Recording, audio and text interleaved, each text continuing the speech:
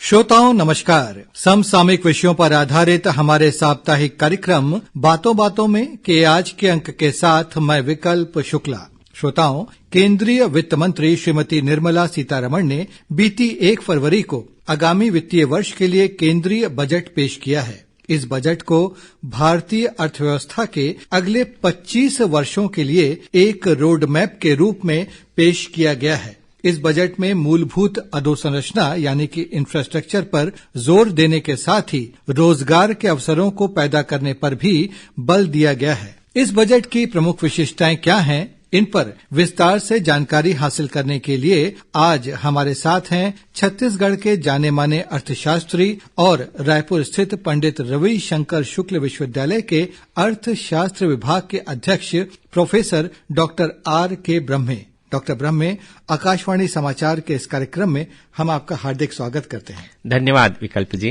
Doctor Brahme, केंद्रीय budget जो है वो किसी भी देश की अर्थव्यवस्था की दशा को बतलाता है। जी। केंद्रीय वित्त मंत्री निर्मला सीतारमण जी ने बीती 1 फरवरी को जो बजट पेश किया है, जी, आपकी नजर में उसकी प्रमुख विशेषताएं क्या हैं? देखिए, जैसा कि आपने कहा कि जो बजट होता है वो सरकार की नीतियां हैं और किस प्रकार से अर्थव्यवस्था को ले जाना चाहते हैं, उसमें किन चीजों की आवश्यकता है जी। तो इन सब को इसमें समाहित किया जाता है। जरूर ये सरकार की एक लेखा जोखा जरूर होता है बजट, पर इसके माध्यम से ही पता चलता है कि सरकार कहां से पे खर्च कर रही है, किन योजनाओं पे खर्च कर रही है और किस प्रकार से विकास को गति दे रही है।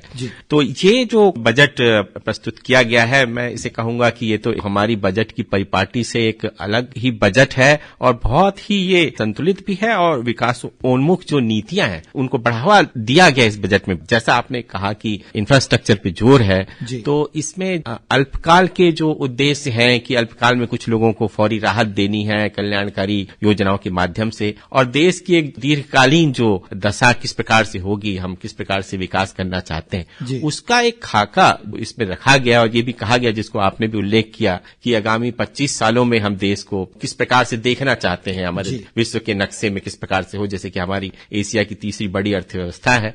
तो इसको हम नवीन जो तकनीकी है और अभी जो वर्तमान समय है, चाहे ग्रीन एनर्जी है या डिजिटाइजेशन है और इंफ्रास्ट्रक्चर यदि हम नहीं बना पाएंगे वर्ल्ड क्लास, तो हम अपने देश में आगे विकास यदि हमें करना है तो वो हम नहीं कर सकते। तो ये आधारभूत जो बात इसमें कही गई है, ये बहुत महत्वपूर्ण है। डॉक्टर ब्रह्मे, जैसा कि हम सब जानते हैं कि बीते 2 साल में पूरा विश्व ही कोरोना संक्रमण से परेशान रहा है, उससे ग्रसित रहा है और एक बड़ा संकट उसने पैदा किया, और अर्थव्यवस्था के लिए संकट पैदा करने के साथ ही, क्योंकि उससे जुड़े जो उसके कारक होते हैं जैसे रोजगार, तो उसके लिए भी संकट आया। बेरोजगारी की दर कुछ हद तक बढ़ी है और कई लोग, मीडिया में भी बार बार आता है कि बेरोजगारी से चिंतित हैं। ये जो हमारा केंद्रीय बजट है, इसमें जो प्रावधान किए गए हैं उससे रोजगार के कैसे अवसर पैदा होंगे या कितने अवसर पैदा होंगे?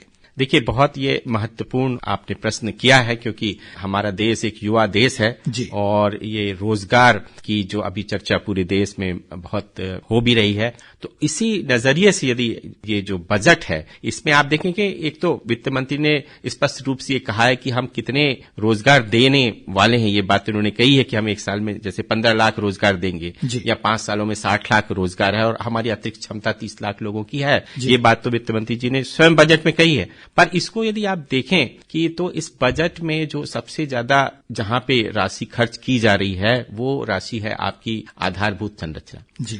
जो शुरू में ही वित्त मंत्री जी ने कहा कि जो हमारी प्रधानमंत्री शक्ति गति जो योजना है, वो जो 7 पिलर्स उसके उन्होंने रखे हैं, जिसमें एक सड़क है और एयरपोर्ट है, रेलवे है, बंदरगाह है और जल सेवाएं हैं, और उसके साथ उन्होंने जो रखा है उसमें आपकी वस्तुओं के संग्रहण के लिए जो लॉजिस्टिक जो चीजें होनी चाहिए, वस्तु एक जगह से दूसरी जगह कैसे जाएंगी, इस पे सबसे ज्यादा पैसा इन्हीं चीजों के लिए रखा गया है। तो ये एक ऐसा क्षेत्र है जब इंफ्रास्ट्रक्चर पे आप खर्च करते हैं, और इसमें भी सबसे बड़ी बात है कि सड़कों पे सबसे ज्यादा पैसा, लगभग 19,000 करोड़ के लगभग सड़कों पर पैसा है। तो जब आप सड़कें बनाते हैं, उन्होंने कहा कि हमको हर दिन जो सड़कें बनानी है उनका उन्होंने लेखा जोखा रखा है कि कितनी सड़कें हम बनाएंगे। तो जब सड़क बनती है तो अपने आप में एकदम रोजगार पैदा करती है जी। तो ये जो सरकार पैसा खर्च कर रही है, इनके माध्यम से उन्होंने ये भी कहा कि हम जो है उत्पादक रोजगार करना चाहते हैं कि लोगों की आय बढ़े तो ये नहीं कि हम सीधे उनको पैसा ट्रांसफर कर दें तो आय बढ़े,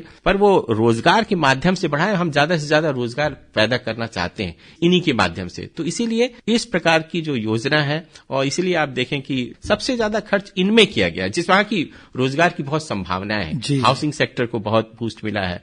एमएसएमई के लिए काफी इन्होंने कहा कि क्योंकि आप जानते हैं एमएसएमई हमारे यहाँ जो लघु उद्योग है, small and medium scale industry जो है, वो हमारे देश में सबसे ज्यादा रोजगार। बिल्कुल, हम उस पर आएंगे। उसके पहले सर हम जानना चाहते हैं कि जो हमारे देश की एक बड़ी आबादी है वो खेती किसानी से जुड़ी हुई है। किसानों के लिए इस बजट में क्या है? किसानों और खेती और ग्रामीण विकास इसको लेकर भी आप देखें तो काफी कुछ इस बजट में है जी। और एक तो ये है कि इन्होंने कहा है कि जो 2023 है वो अंतर्राष्ट्रीय मिलेट ईयर जिसको हम कहते हैं कि मोटा जो अनाज है जी। और उसकी ब्रांडिंग करने की बहुत जरूरत है। तो उन्होंने कहा कि हम भी देश में जो मोटा अनाज है इसका उत्पादन और इसको अंतर्राष्ट्रीय बाजार में हम ले जाएं, इसके लिए इन्होंने एक मोटे अनाज का वर्ष घोषित किया है कि हम उसकी ब्रांडिंग करेंगे। एक बात तो ये। दूसरी, कृषि के लिए जो योजनाएं पहले से चल रही हैं उनके लिए भी इस बजट में बहुत सारे प्रावधान हैं। स्पष्ट रूप से जैविक खेती को बढ़ावा देने की बात कही गई इस बजट में। प्राकृतिक खेती को जी हाँ, जैविक खेती से हम कहते हैं कि भाई केमिकल जो है उसके यूज ना करें और हम जो अपने जैविक ढंग से खेती करें उन केमिकल का उपयोग ना करें, इसको ज्यादा बढ़ावा दिया गया।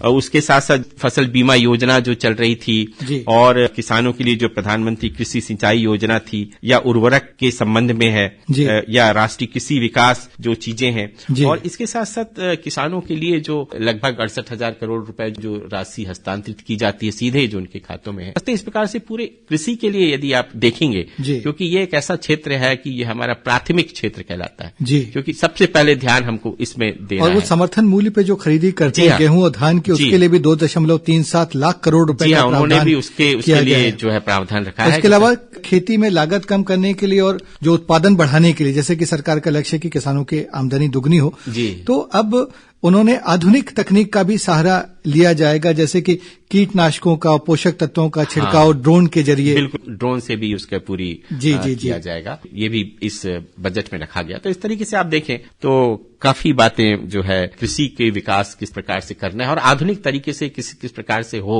इसकी तरफ एक कदम आगे बजट बढ़ाता है। एक बात और, अभी जैसे डॉक्टर ब्रह्मे आप कह रहे थे कि एमएसएमई की अभी आप बात कर रहे थे, तो कोरोना संकट काल के दौरान हमने देखा है कि जो उद्योग व्यापार है उसको काफी झटका पहुंचा है।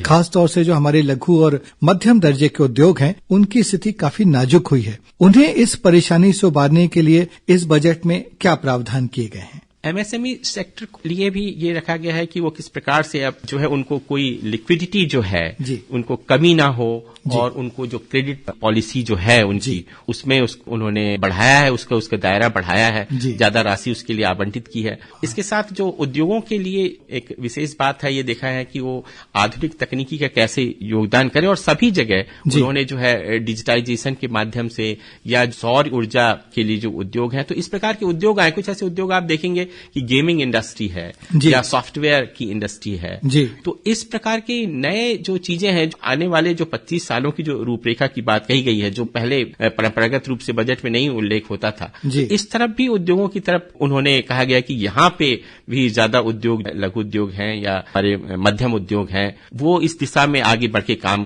करें और किस प्रकार से उत्पादन में किस प्रकार से वो सहायता पहुंचाएं, उसके लिए भी प्रावधान इसमें रखे गए। एक बात और डॉक्टर साहब की कोरोना काल के दौरान हमने देखा है कि जो स्कूल कॉलेज हैं, क्योंकि आप भी खुद जो है वो अध्यापन कार्य से जुड़े हुए हैं, कि जो नियमित और ऑफलाइन पढ़ाई न हो पाने के कारण ऑनलाइन पढ़ाई का चलन जो है वो काफी बढ़ गया इस कोरोना संकट के दौरान। तो इस बजट में जो कौशल विकास है, जो स्किल डेवलपमेंट हम जिसको कहते हैं, और शिक्षा के लिए डिजिटल माध्यम के उपयोग को बढ़ावा देने के काफी प्रावधान इसमें किए गए हैं। इसके बारे में थोड़ा हमारे श्रोताओं को बताइएगा। जैसा आपने कहा था कि जो डिजिटल जो माध्यम है और लगभग 200 चैनल इन्होंने कहा है कि हम क्लास वाइज स्कूलों में खासकर देखा गया कि 2 साल का काफी नुकसान हुआ। वित्त मंत्री अपने भाषण में कह रही थी कि 2 साल का बच्चों का नुकसान हुआ है, तो उसके लिए हम चाहेंगे कि किस प्रकार से उसकी पूर्ति हो पाए, यानी उनको बच्चों को कोचिंग सेंटर में ना जाना, उनको जो है गुणवत्ता युक्त जो शिक्षा मिले। तो उन्होंने कहा कि 200 चैनल हम स्टार्ट करेंगे जो कि रीजनल लैंग्वेज में होंगे उनके लिए, और इसके साथ एक डिजिटल यूनिवर्सिटी की भी बात इसके अंतर्गत कही गई है कि डिजिटल यूनिवर्सिटी भी होगी जो कि ये शिक्षा देगी छात्रों को। मतलब एक उन्होंने जो है वो ऑनलाइन प्रशिक्षण के लिए एक digital ecosystem for skilling and livelihood, जी हाँ, ये भी लॉन्च किया जाएगा ऐसा उन्होंने कहा है। जी हाँ, लगभग जो डिजिटल लैब जिस प्रकार से बनती है, मैथ्स की है डिजिटल लैब है या साइंस की डिजिटल लैब है, तो उन्होंने बताया कि लगभग 750 की लगभग डिजिटल मैप बनेंगी या 75 ई स्किल लैब भी बनेंगी जो साइंस के लिए भी बनेंगी।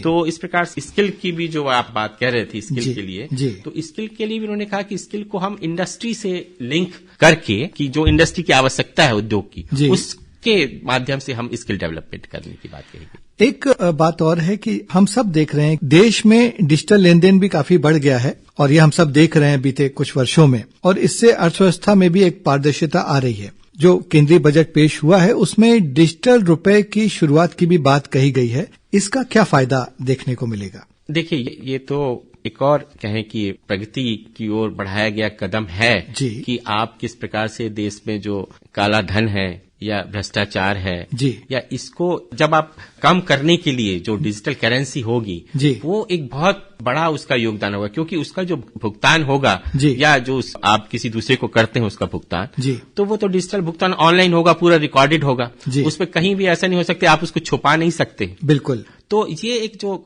अर्थव्यवस्था में और ट्रांसपेरेंसी आएगी, और ट्रांसपेरेंसी आने के साथ ये होगा कि अभी जो कर अपवंचन भी हो जाता है कि यदि हम नहीं दिखा पाते हैं और जिससे ब्लैक मार्केटिंग है या काला धन है, उसको रोकने में भी बहुत मदद मिलेगी। तो ये अपने आप जो इकोनॉमी का साइज बढ़ेगा, आकार भी बढ़ जाएगा। मतलब एक तो पारदर्शिता बढ़ेगी, जी हाँ, भ्रष्टाचार कम होगा, जो काला धन मतलब आया है या होता है वो इससे काफी कम होगा, जी हाँ, और सरकार का राजस्व भी बढ़ेगा, क्योंकि यही एक बड़ी चुनौती है कि हम किस प्रकार से जो तो हम अपने पूरी इकोनॉमी यदि व्हाइट इकोनॉमी आ जाती है तो अपने आप में ये सभी के लिए बहुत अच्छा होगा। एक अंतिम प्रश्न सर कि इसमें बैंकिंग सेक्टर को भी काफी बढ़ावा दिया जा रहा है और जो हमारे करीब 1.5 लाख डाकघर हैं उनको मुख्य बैंकिंग प्रणाली में अब शामिल किया जाएगा, और जो अनुसूचित जो वाणिज्यिक बैंक हैं वो 75 जिलों में 75 डिजिटल बैंकिंग इकाइयां भी स्थापित करेंगे। इसका भी क्या फायदा मिलेगा? मतलब हमारे जो डाकघर है उनको एक बैंकिंग प्रणाली में शामिल किया जाएगा। ये काफी समय से ये बहुप्रतीक्षित था कि हम डाकघरों को भी एक बैंक की तरह जोड़ना चाहिए। वो भी मतलब आप समझें कि जैसे आजकल जो बैंकिंग है वो सब कोर बैंकिंग से जुड़ा हुआ है, और तो जब डाकघर भी प्रकार से बैंकिंग प्रणाली से जुड़ जाएंगे, क्योंकि डाकघर तो वहां पर भी है जहां पर बैंक नहीं है, छोटे छोटे गांव के वहां तक भी उनकी पहुंच है, उनका नेटवर्क काफी ज्यादा बड़ा है बैंकों की तुलना में। तो इसका लाभ ये करने से ये होगा कि जो लोगों को है या गांव में रहने वाले किसान हैं या अन्य दूसरे लोग हैं, हमारे मजदूर भाई लोग हैं, तो उनको भी इसका मदद मिलेगा, क्योंकि आजकल हर किसी का हम देखते हैं कि इस समय खाता या तो डाकघर में है या बैंक में है। तो ये डाकघरों को भी बैंक से लिंक करने का एक फायदा आम लोगों को मिलेगा, इस कारण ये जो है इसमें प्रावधान किया गया। डॉक्टर ब्रह्मे, बहुत बहुत आभार आपका, आपने बड़े हमें गहराई के साथ और बहुत विस्तार के साथ पूरे इस बजट को समझाया, इसकी जो प्रमुख विशेषताएं हैं उनके बारे में हमें बताया। आकाशवाणी समाचार की ओर से हम आपका बहुत बहुत धन्यवाद व्यक्त करते हैं। धन्यवाद विकल्प जी। तो श्रोताओं, ये था समसामयिक विषयों पर आधारित हमारा साप्ताहिक कार्यक्रम बातों बातों में। अगले हफ्ते एक नए विषय के साथ हम फिर हाजिर होंगे, तब तक के लिए नमस्कार।